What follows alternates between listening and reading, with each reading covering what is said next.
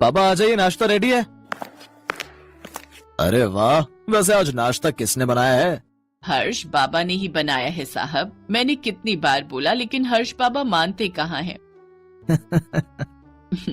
आप हंस रहे हैं साहब। घर के सारे कामों के लिए तो आप मुझे पगार देते हो, पर नाश्ता तो रोज हर्ष बाबा ही बना देते हैं। ये किसी दिन मेरी पगार कटवा कर ही मानेंगे।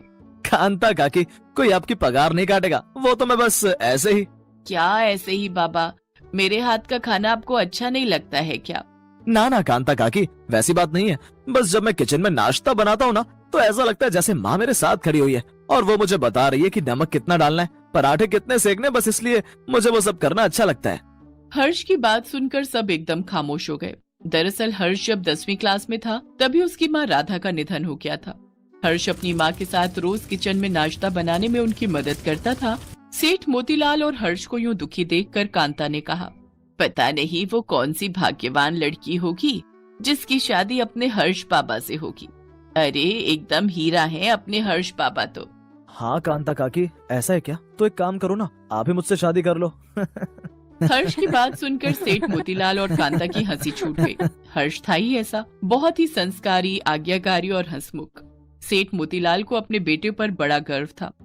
सबने मिलकर अच्छे से नाश्ता किया और फिर, अच्छा पापा, अब मैं चलता हूँ। आज मुंबई से एक पार्टी आ रही है, अगर बात बन गई तो बड़ा ऑर्डर मिल सकता है।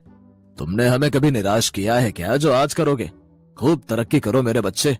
हर्ष मुस्कुराकर वहाँ से चला गया। उसके जाने के बाद कांता ने सेठ मोतीलाल की तरफ देखा और फिर कुछ सोचकर बोली, सेठ जी, अपने हर्ष बाबा बड़े हो गए हैं, उनकी शादी के बारे में आपने कुछ सोचा या नहीं?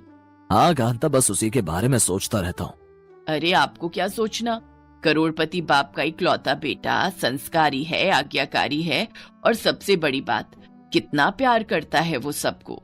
नहीं कांता, मैं चाहता हूँ कि मुझे हर्ष के पूरी तरह से लायक बहू मिले, वरना धन दौलत देखकर तो रिश्ते वालों की लाइन लगी है हर्ष के लिए। पर सेठ जी, ऐसी लड़की आपको मिलेगी कहाँ? कहीं तो होगी। खैर एक काम करो कांता, मेरे कपड़े इस्त्री कर दो, मैं जरा बैंक जा रहा हूँ, कुछ काम है मुझे। सेठ मोतीलाल नहा धोकर तैयार हो गए और फिर बैंक पहुँचे। बूढ़े मोतीलाल बैंक में धीरे धीरे चल रहे थे, तभी अचानक उनका पैर एक मेज से टकराया और वो बस गिरने ही वाले थे, लेकिन उससे पहले ही एक लड़की ने उन्हें सहारा देकर संभाल लिया। मोतीलाल ने जैसे ही उस लड़की को देखा तो बस देखते ही रह गए। वो लड़की बहुत ही सुंदर थी और बिल्कुल सादे लिबास में थी। आप ठीक तो है ना सर? हाँ बेटी, मैं ठीक हूँ, थैंक यू। वैसे आप यहाँ कुछ काम से आई हैं? नहीं सर, मेरा नाम पायल है, मैंने यहाँ ज्वाइन किया है। आप मुझे बताइए आपको क्या काम है? अच्छा अच्छा अच्छा बेटी, ये 2 लाख रुपए हैं, इन्हें अकाउंट में जमा कराना था। ओके सर, मैं फॉर्म भरकर डिपॉजिट कराकर आपको स्लिप देती हूँ। मोतीलाल उस लड़की को बस देखे ही जा रहे थे। उसके बात करने का तरीका और संस्कार मोतीलाल को बहुत ही भा गए थे। थोड़ी देर बाद, अच्छा बेटी, सॉरी, क्या नाम बताया था आपने अपना? कोई बात नहीं सर, मेरा नाम पायल है, पर आप मुझे बेटी भी बोल सकते हैं। मोतीलाल ने पायल के सिर पर आशीर्वाद का हाथ रखा और वहाँ से चले गए। मोतीलाल को पायल पसंद आ गई थी। वो चाहते थे कि हर्ष की शादी पायल से हो जाए। फिर उसी शाम, हाँ भाई हर्ष, एक बात तो बताओ। जी पापा। अरे कोई लड़की वड़की देखी हो तो बताओ यार, वरना फिर हम ही देखें कहीं। पापा बिजनेस में इतना घुस गया कि कहीं और देख ही नहीं पाया। आप ही देख लीजिए, मुझे आपकी पसंद पर पूरा भरोसा है। अगर ऐसा है तो फिर ठीक है। उस रात मोतीलाल ठीक से सोए नहीं। वो अपना दिमाग दौड़ाते रहे। अगले दिन वो फिर से जानबूझकर बैंक गए और पायल से फिर 2 लाख रुपए बैंक में जमा कराए। और ठीक इसी तरह अब हफ्ते में 2-3 बार मोतीलाल सिर्फ पायल से मिलने और उसे जानने के लिए बैंक जाते रहे। फिर एक दिन, बेटी पायल। जी सर? एक बात पूछूं? अब मेरी उम्र हो रही है, मैं बार बार बैंक नहीं आ सकता, तो अगर मैं तुम्हें अपने घर बुलाऊं तो तुम वहां से कैश कलेक्ट कर लोगी? अब सर, मुझे मेरे ब्रांच मैनेजर से पूछना पड़ेगा। ठीक है, अगर वो हाँ कर दे तो तुम सोमवार को आ जाना। ये लो, ये मेरा एड्रेस है। मोतीलाल ने पायल को अपना कार्ड देते हुए कहा। उधर पायल ने मैनेजर से इस बारे में बात की। हाँ क्यों नहीं, मोतीलाल जी हमारे बहुत पुराने और एस्टीम्ड कस्टमर है, तुम बिल्कुल चिंता मत करो, वो बहुत अच्छे आदमी है, तुम उनके घर चली जाना। ठीक 2 दिन बाद पायल मोतीलाल के घर पहुंच गई।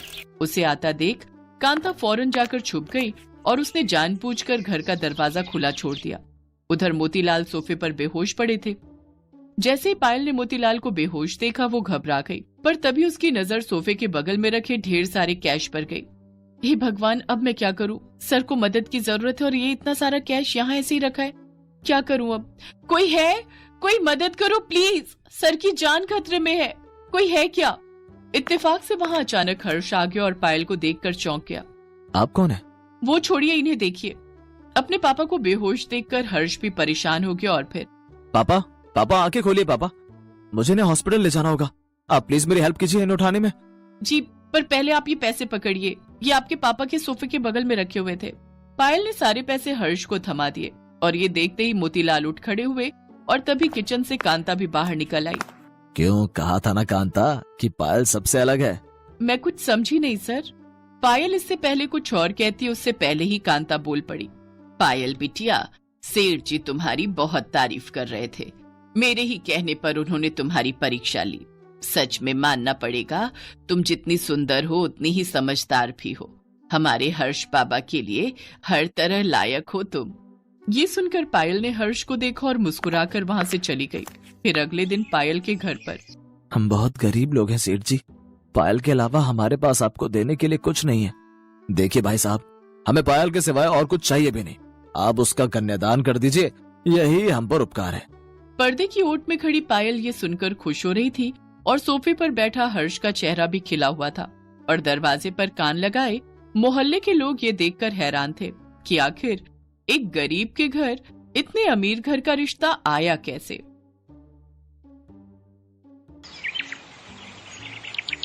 मनीष एक ऑटो रिक्शा चलाता था। जब वो 15 साल का था तब उसके पिता का देहांत हो गया। इसी कारण मनीष को ही घर की जिम्मेदारी उठानी पड़ी और कॉलेज की पढ़ाई छोड़कर पिता की ऑटो चलाने का काम मनीष ने संभाल लिया। मनीष की बड़ी बहन सुलेखा की शादी में जो उसके पिता ने कर्जा लिया था, उसे उतारने के लिए मनीष ने अपना घर भी बेच दिया और माँ के साथ किराए के घर में रहने लगा। मनीष की बड़ी बहन अपने ससुराल में खुश है। इस बात की उसे बहुत तसल्ली है। माँ, सुलेखा दीदी का मेरे मोबाइल पर फोन आया है, तुम बात कर लो, फिर मैं ऑटो लेकर काम पर निकलता हूँ। हेलो सुलेखा दीदी, ये लो माँ से बात करो।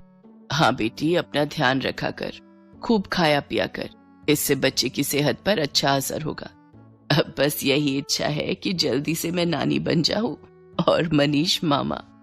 हाँ वो तो है, अब मामी कहलवाने वाली बस आ जाए तो मैं सुकून से तीर्थ यात्रा पर निकल जाऊंगी। नहीं, अपने नाती पोतों को खिलाकर ही तीर्थ यात्रा पर जाऊंगी। माँ, बस मनीष के लिए अच्छी सी लड़की ढूंढ लो जो घर संभाल ले। माँ, मुझे देर हो रही है, बाद में बात कर लेना। अच्छा सुलेखा, मैं तेरे से बाद में बात करती हूँ, मनीष को देर हो रही है। मनीष ऑटो लेकर काम पर निकलता है। उसे पहले ही बहुत देर हो चुकी थी, पर रास्ते में जाम भी बहुत था। वो सवारी का इंतजार कर रहा था, तभी उसका एक साथी जो उसकी तरह ऑटो चलाता था, वो किसी लड़की से झगड़ रहा था। अरे देखिए मैडम, ऐसा थोड़ी होता है? जब आपने मुझे यहाँ छोड़ने के लिए पैसे तय किए हैं तो चुपचाप मेरे पैसे दे दो ना। भैया, मैंने आपको बोला ना, मेरा पर्स रास्ते में कहीं गिर गया। मेरा मोबाइल फोन भी उसी में है और सारे पैसे भी। मेरा पर्स कहीं नहीं मिला। मैं तुम्हें बोल रही हूँ ना, मुझे अपना नंबर दे दो, मैं तुम्हारे नंबर पर पैसे भेज दूंगी। अभी मुझे देर हो रही है, मुझे सामने होटल में एक फंक्शन में पहुंचना है। अब क्या हुआ निरंजन, लड़ क्यों रहे हो सुबह सुबह? अरे देखना यार, सुबह सुबह पहली सवारी मिली और वो भी मुझे पैसे देने के लिए मना कर रही है। इन मैडम का पर्स कहीं खो गया है और मुझसे कह रही है कि पैसे बाद में देंगी। अरे ऐसे थोड़ी होता है भाई। कोई बात नहीं निरंजन, कभी कभी किसी की परेशानी को भी समझना चाहिए। एक काम कर, तेरे कितने पैसे बने मैं दे देता हूँ, ये मैडम मुझे बाद में दे देंगी। मनीष निरंजन को ऑटो के 200 रुपए दे देता है। Thank you so much. मेरा नाम अर्चना है, आप मुझे अपना नंबर दे दो, मैं आपके नंबर पर ऑनलाइन पेमेंट भेज दूंगी। बाकी अगर मुझे देर ना होती तो मैं आपको अभी पैसे दे देती। अब कोई बात नहीं मैम, ये लीजिए मेरा नंबर। अर्चना नाम की वो लड़की मनीष का मोबाइल नंबर ले लेती है और अगले दिन मनीष के मोबाइल पर पैसे ट्रांसफर कर देती है। आपके पैसे मैंने अकाउंट में भेज दिए हैं, आप चेक कर लीजिए। और कल के लिए एक बार फिर से थैंक यू, आपने अनजान होकर भी मेरी मदद की। अर्चना और मनीष बात करने लगते हैं। अर्चना को मनीष से बात करना बहुत अच्छा लग रहा था। उसके बाद एक दो बार अर्चना की मुलाकात मार्केट में मनीष से हो ही जाती है। धीरे धीरे दोनों दोस्त बन जाते हैं। मनीष को पता चलता है कि अर्चना एक बहुत ही अमीर खानदान की लड़की है, तो वो उसे समझाता है। अर्चना, तुम बहुत ही अमीर खानदान की लड़की हो, तुम में और मेरे में जमीन आसमान का फर्क है। मैं एक मामूली ऑटो रिक्शा चलाने वाला गरीब लड़का हूँ। तुम्हारा और मेरा यूं दोस्ती रखना ठीक नहीं है। प्लीज तुम मुझसे मत मिलो। तुम ना मिलने की बात कर रहे हो, पर आज तो मैं तुम्हें अपने प्यार का इजहार करने आई थी। मैं तुम्हें बहुत पसंद करती हूँ मनीष। मैं अपनी आगे आने वाली पूरी लाइफ तुम्हारे साथ मिलकर जीना चाहती हूँ। कहते कहते अर्चना फूट फूट कर रोने लगती है और मनीष उसे गले लगा लेता है। अर्चना अपने मम्मी पापा से इस बारे में बात करती है और जबरदस्ती मनीष से शादी करने के लिए मना लेती है। इधर मनीष भी अपनी माँ और बहन से इस बारे में बात करता है और एक शुभ मुहूर्त में दोनों की शादी हो जाती है। अर्चना का स्वभाव बहुत अच्छा था। उसे इस बात से कोई फर्क नहीं पड़ता था कि उसकी ससुराल गरीब है। न ही उसने कभी इस बात की कोई शिकायत की। अर्चना, अब तुम मेरे साथ शादी करके खुश तो हो ना? हाँ मनीष, मैंने तुम्हें दिल से प्यार किया है। मैं तुम्हारे साथ बहुत खुश हूँ। माँ जी, सुलेखा दीदी सब मुझे कितना प्यार करते हैं। मुझे तो महसूस ही नहीं हुआ कि मैं अपना घर छोड़कर आई हूँ। तभी अर्चना की सास भी आ जाती है। जीती रहो बहू, हम बहुत भाग्यशाली हैं कि इस घर को तुम्हारे जैसी बहू मिली।